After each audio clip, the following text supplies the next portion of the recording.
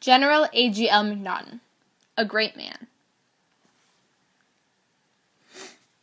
Great, a person who makes an above-average contribution to society.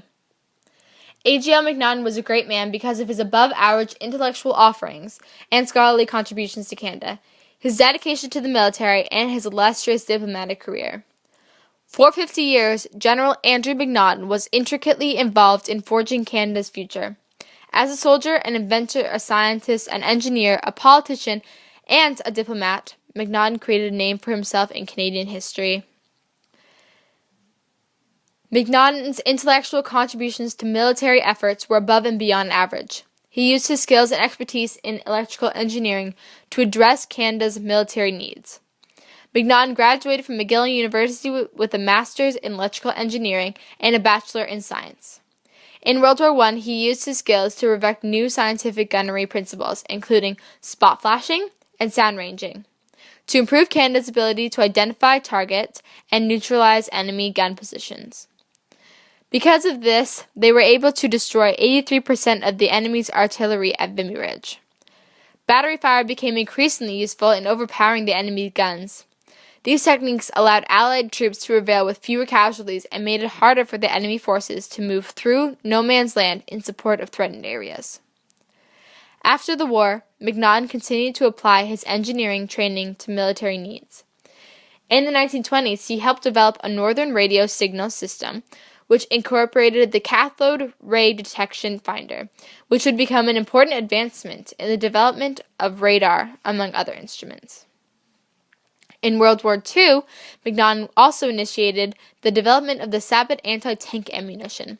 This was a projectile using sheer momentum to pierce through the armor of enemy tanks, ultimately rendering them unusable after being hit. McNaughton's intellectual contributions to the military were clearly above average and helped Canada succeed in many war efforts.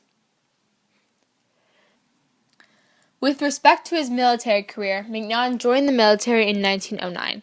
By late 1918, as a 31-year-old acting brigadier, he commanded the entire heavy artillery and counter-battery forces of the Canadian Corps. He joined the Permanent Army in 1920. 9 years later, he became the Chief of General Staff with the rank of Major General until 1935. After the outbreak of war in 1939, he was appointed the first general officer of the 1st Canadian Division and was sent to England. He was promoted to lieutenant general and later general. Through his journey, he was wounded twice, once during the Battle of Ypres. He incessantly fought for Canada throughout a long military career. He was not an average candidate. He was above average.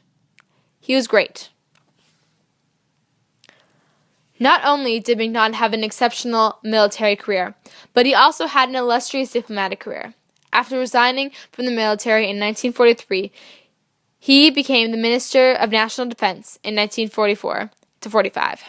He offered the governor-generalship, but refused the honor, believing he could, given the anticipated impending crisis of conscription, be more use to Canada as minister. He was the Canadian representative of the United Nations Atomic Energy Commission and president of the Atomic Control Board of Canada from 1946 to 48. Permanent delegate of the United Nations from 1948 to 49. Chairman of the Canadian section of International Joint Commission from 1950 to 62. And Permanent Joint Board of Defense from 1950 to 59. From 1935 to 39, he was president of the National Research Council of Canada. During his active tenure of office as president of the NRC, he fostered the growth of the engineering division, particularly in the areas of electrical, mechanical, and aeronautical engineering in physics and applied sciences generally. His life and service to the Canadian public, including as a politician and diplomat, made him exceptional. His engineering, military, and diplomatic careers overlapped in his interest and concern about the intersection of engineering, science, and war, and in his strong sense of nationalism and pride for Canada. Because of this, A.G.L McNaughton was a great man for his intelligence, his leadership and military efforts, and for his diplomatic insights. His entire life was one of service. Men of his caliber are rare national treasures. It's no wonder that he received multiple awards and honors for his outstanding heroism, leadership, and engineering skills.